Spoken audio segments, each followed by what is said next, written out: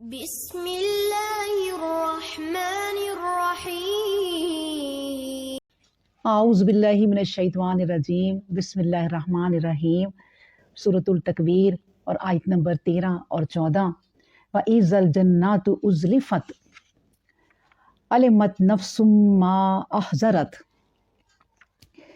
یعنی وَإِذَا الْجَنَّاتُ أُزْلِفَتْ، اور جب جنت یعنی جنتیوں کے بالکل قریب کر دی جائے گی۔ آپ دیکھیں اس میں اللہ تبارک و تعالیٰ نے سورہ تکویر میں جہاں ہم نے بڑی خوفناک آیتیں پیچھے پڑھی، اب اس میں اللہ تبارک و تعالیٰ ایک خوشخبری بھی دے رہے ہیں، اور جنت بھی تو ہے، اور جنت جنتیوں کے اور وہ جنتی کون ہوں گے؟ یعنی کہ پرہیزگار، نیک لوگ، متقی لوگ، اللہ تبارک و تعالیٰ سے ڈرنے والے، ان کے بالکل قریب کر دی جائے گی اور ذرا بھی دور نہ ہوگی۔ سبحان اللہ۔ اور اہل ایمان اور پرہیزگار جنت کو دیکھ کر فرحت محسوس کریں گے، خوشی محسوس کریں گے، لیکن اور جو کافر ہوں گے وہ اس کی بے حد بے حساب آسائش اور تجمل کو دیکھ کر جو ہے وہ بہت حسرت محسوس کریں گے، خاص طور پہ جب وہ غریب نادار اس دنیا کے گرے ہوئے لوگ، جن کو وہ کچھ بھی نہیں کہتے تھے، جن کا وہ تمسخر اڑاتے تھے، جن کے لیے کبھی انہوں نے اپنا دروازہ تک نہیں کھولا تھا، جن سے وہ کبھی بات کرنا پسند نہیں کرتے تھے، جب ان نادار لوگوں کو، غریب لوگوں کو جنت میں ویلکم کہتے ہوئے دیکھیں گے، خوش آمدید مرحبا کہتے ہوئے دیکھیں گے فرشتوں کو، تو وہ حیران رہ جائیں گے اور پریشان ہو جائیں گے کہ یہ نادار لوگ جنت میں کیسے نہایت ہی اعزاز و اکرام سے جنت کی طرف جا رہے ہیں۔ اللہ اکبر۔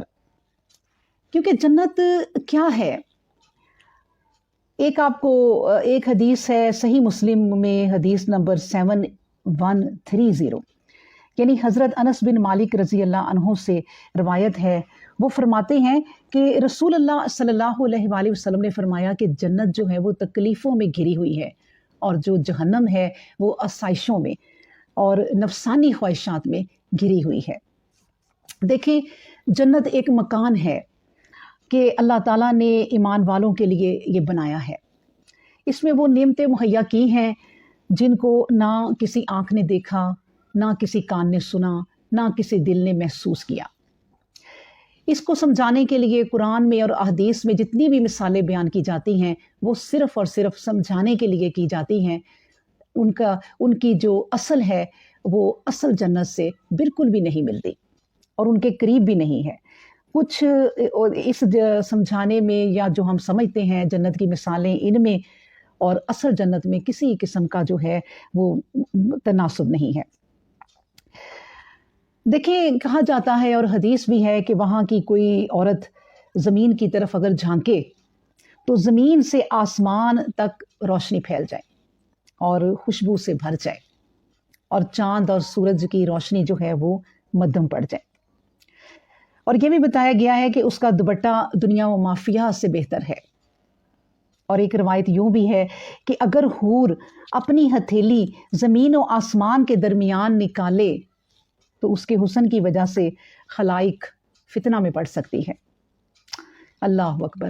اور جنت کی بات ہو رہی ہے تو دیکھیں، جنت کے جو محل ہیں، اللہ تبارک و تعالیٰ نے جو بڑے بڑے محل تیار کر رکھے ہیں وہ ہیرے موتیوں سے اور بڑے قیمتی موتیوں کے ساتھ وہ تیار کیے گئے ہیں، اور ان کی جو بنائی ہے یعنی جو تعمیر کی گئی ہے وہ ایک اینٹ سونے کی اور ایک اینٹ چاندی کی، اور مشک جو ہے وہ ان اینٹوں کو جوڑنے کے لیے ان اینٹوں کو مشک کا گارا بنایا گیا ہے۔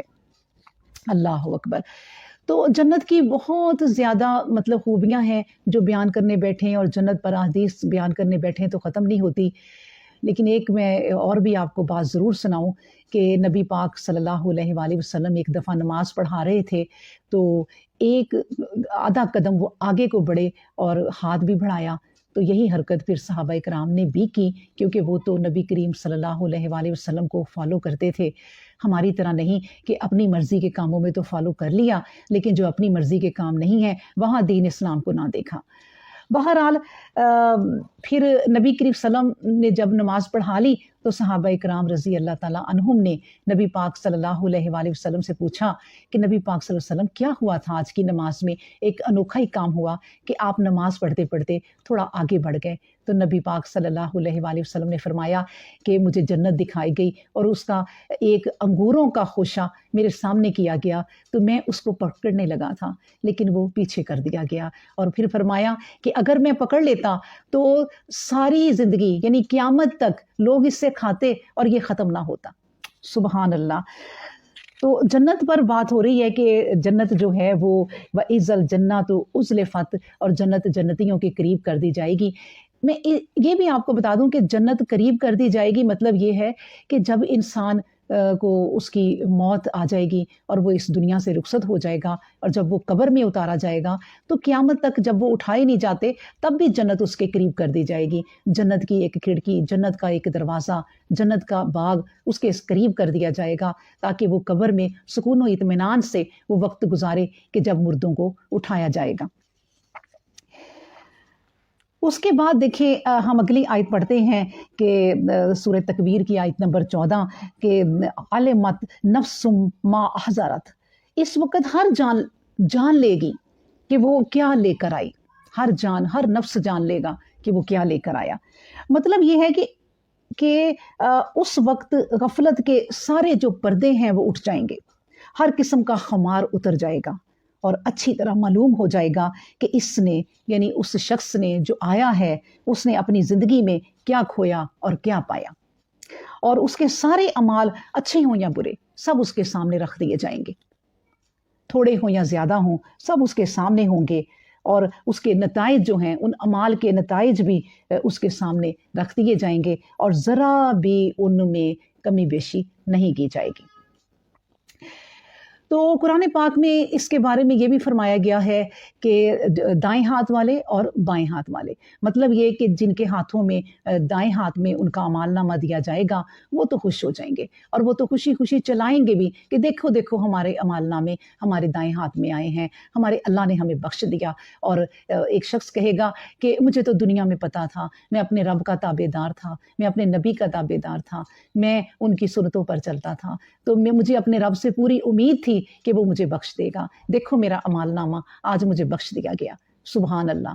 تو اسی طرح جو پھر دائیں ہاتھ والے ہیں ان کا جو اعمال بائیں ہاتھ والے ہیں ان کے اعمال نامے بھی ان کے بائیں ہاتھ میں جب دیے جائیں گے تو لیکن وہ پریشان ہو جائیں گے، اور وہ جہنم میں جانے کے لیے جو ہے وہ ذہنی طور پہ تیار تو ہوں گے، لیکن جو ہے وہ پریشانی ان کو ہر طرف سے گھیر لے گی، اور ان کے چہروں کے رنگ جو ہے وہ سیاہ پڑ جائیں گے۔ اس کے علاوہ میں آپ کو بتاؤں جو منافق ہوں گے اور جو کافر ہوں گے ان کے اعمال نامے تو ان کو پشت کی طرف سے پکڑائے جائیں گے، ان کے اعمال نامے تو اللہ تبارک و تعالیٰ سیدھی طرف سے بھی نہیں پکڑائے گا، ان کے ہاتھ پشت کی طرف کیے جائیں گے اور وہاں سے پکڑائے جائیں گے، اور اس کے بعد پھر وہ جب ان کو پشت کی طرف سے پکڑائے جائیں گے تو وہ موت کو آوازیں دیں گے۔ پھر اللہ تبارک و تعالیٰ سورۃ الانشقاق میں 10 اور 12 آیت میں فرماتے ہیں کہ جب ان کے اعمال نامے ان کو پشت کی طرف سے پکڑائے جائیں گے تو وہ موت کو آوازیں دینے لگیں گے، اور پھر انہیں بھڑکتی ہوئی جہنم میں داخل کر دیا جائے گا۔ اللہ اکبر۔ اور ایک جگہ فرمان الہی ہے سورۃ الاسراء میں آیت نمبر 14 کا ترجمہ کہ اللہ تبارک و تعالیٰ فرمائیں گے لو خود ہی اپنی کتاب پڑھ لو، آج تو تم اپنا حساب لینے کے لیے خود ہی کافی ہو۔ اللہ اکبر۔ تو بس پھر میزان اور ترازو بندوں کے اعمال کو تولنے کے لیے درمیان میں رکھ دیا جائے گا۔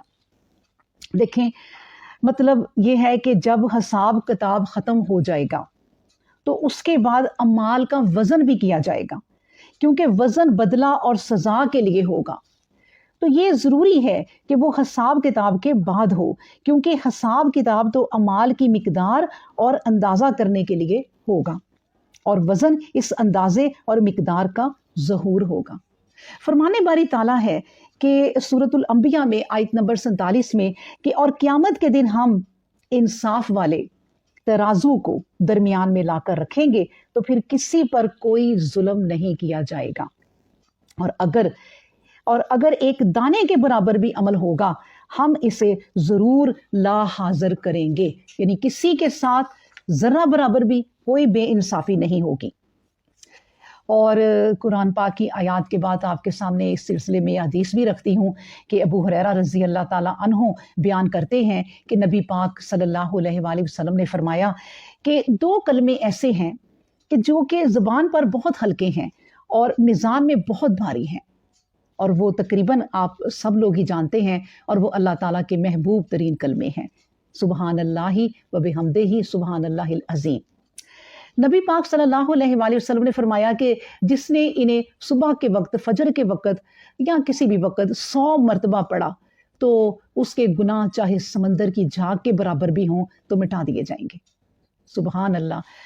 और अबू दरदा रज़ी अल्लाह अन्हु बयान करते हैं कि मैंने नबी सल्लल्लाहु अलैहि वसल्लम को फरमाते हुए सुना कि नबी सल्लल्लाहु अलैहि वसल्लम ने फरमाया, तराजू में वज़न की जाने वाली अशिया में से इखलाक हुस्ना सबसे ज़्यादा वज़नी चीज़ है, और बेशक इखलाक हुस्ना का मालिक शख्स नमाज और रोज़े दारों के दर्जात से भी ऊपर पहुंच जाएगा। अल्लाह अकबर। ये है इखलाक, और नबी करीम सल्लल्लाहु अलैहि वसल्लम का इखलाक ही इखलाक था, और पूरा कुरान जो है नबी पाक सल्लल्लाहु अलैहि वसल्लम के इखलाक की ही गवाही देता है। तो अब्दुल्ला बिन उमर बिन आस रज़ी अल्लाह अन्हु बयान करते हैं कि नबी सल्लल्लाहु अलैहि वसल्लम ने फरमाया कि मेरी उम्मत में से एक शख्स क़यामत के दिन जब लोगों के सामने लाया जाएगा तो इसके सामने इसके 99 रजिस्टर खोले जाएंगे, और वो बहुत बड़े होंगे और वो उनको देखकर परेशान हो जाएगा। अल्लाह तबारक व तआला फरमाएंगे कि तुम अपने इन अमालनामों को देखकर राज़ी हो? वो कहेगा जी मेरे मौला मैं राज़ी हूँ। फिर उससे पूछा जाएगा कि तुम्हारे पास इसके अलावा कोई और भी मतलब कि अमालनामा है, कोई नेकी है? तो वो कहेगा अल्लाह आपके सामने ही है जो भी पड़ा है। तो अल्लाह तबारक व तआला कहेंगे कि तुम्हारे रजिस्टरों में, तुम्हारे इन किताबों में, तुम्हारे अमालनामों में एक पर्ची पड़ी है, उसको निकाल लाओ। वो उस पर्ची को लाएगा और कहेगा कि ये लें अल्लाह तबारक व तआला। अल्लाह तबारक व तआला जब उस पर्ची को लेंगे तो उसमें लिखा होगा ला इलाहा इल्लल्लाहु अशहदु अन ला इलाहा इल्लल्लाह मोहम्मद रसूलुल्लाह, यानी कलमा लिखा होगा। और जब उससे कहा जाएगा कि इस पर्ची को आप दूसरे पलड़े में डालें और एक पलड़े में आपके सारे ये रजिस्टर होंगे, तो वो कहेगा कि ए अल्लाह इस पर्ची से क्या होगा, वहाँ तो रजिस्टर के रजिस्टर हैं बहुत भारी, मेरे अमाल नामे बुरे, मैं कैसे इस पर्ची को इसमें डालूं? तो अल्लाह पाक फरमाएगा कि तुम डालो। तो जब डाली जाएगी तो वो एक मीज़ान और वो रजिस्टर वाला पलड़ा और वो जो पर्ची वाला पलड़ा जो है ये नीचे हो जाएगा। अल्लाह अकबर। यानी अल्लाह का नाम, अल्लाह की वहदानियत सबसे बुलंद है। अगर किसी ने शिरक नहीं किया होगा तो अल्लाह सुब्हानहू व तआला कुरान में ही फरमाते हैं कि उससे ज़मीन से लेके आसमान तक गुनाह होंगे, मैं उसको माफ़ कर दूंगा अगर मेरा कोई शरीक ना ठहराया होगा। तो शिरक इतनी बुरी चीज़ है। तो बात यह है कि इसलिए ये अमाल नामे जो हैं वो तोले भी जाएंगे, उनका वज़न किया जाएगा, क्योंकि इससे पता चलेगा कि इंसानों की नीयतें क्या हैं, क्योंकि नीयतों का सारा दारोमदार है कि कोई किस नीयत से काम करता है। जैसे मैं आपको बताऊं कि किसी के पास जो है वो लाखों रुपए हैं, करोड़ों रुपए हैं, तो वो अगर 1 लाख रुपया अल्लाह की राह में देता है तो ठीक है, उसको अजर तो मिलेगा। लेकिन अगर किसी के पास सिर्फ 10 रुपए हैं और उसमें से भी उसने आधे दे दिए, यानी 5 रुपए दे दिए, तो सोचें उस 5 रुपए का वज़न क्या होगा। इसलिए नेकियों को तोला भी जाएगा। फिर मैं आपको एक और हदीस सुनाऊं कि अबू हुरैरा रज़ी अल्लाह अन्हु बयान करते हैं कि नबी पाक सल्लल्लाहु अलैहि वसल्लम ने फरमाया कि हशर के दिन एक बहुत मोटे ताज़े आदमी को, जो बहुत मोटा होगा, तोला जाएगा तो उसका वज़न जो है वो एक पर के बराबर भी नहीं होगा। अल्लाह अकबर।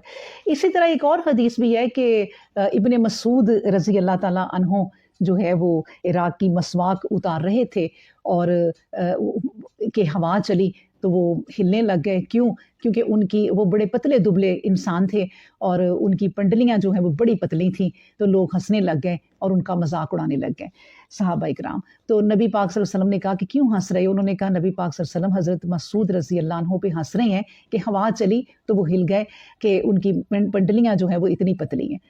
نبی پاک صلی اللہ علیہ وسلم نے فرمایا کہ ابن مسعود رضی اللہ عنہ کی پتلی پنڈلیوں پہ نہ جاؤ، قیامت کے دن ان کی نیکیوں کے وزن جو ہے وہ احد پہاڑ کے برابر ہوں گے.